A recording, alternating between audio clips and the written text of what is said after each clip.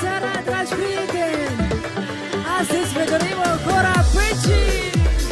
Bağlı misafirler, bugünün mahsus size dini bir dostluk korusu candan buyurun sesleyin.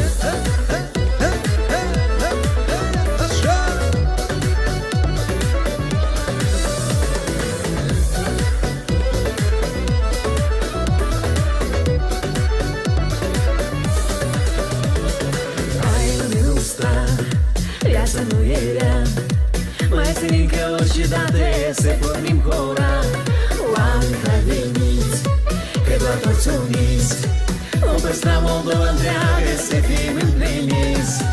Pentru lumea, pentru țară, Hora mare, s-o dansăm mână de mână de popoare, lângă vatră neamului pe ploi și soare, ca și voia Domnului de acest pământ. Pentru godin și soare o Horă mare, doar pe pace viață e o sărbătoare, fără timp de supărare între popoare, trăim sub același soare, lucru sfânt.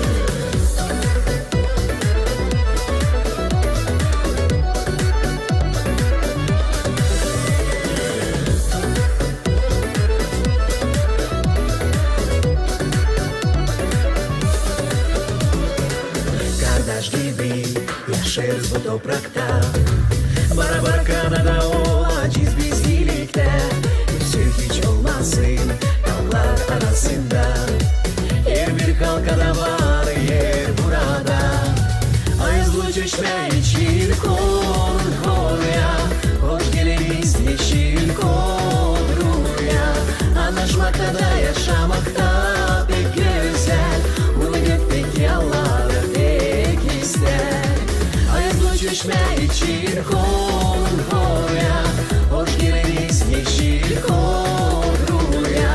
Anlaşmakta da yaşamakta pek güzel, bunu gökteki Allah da pek ister.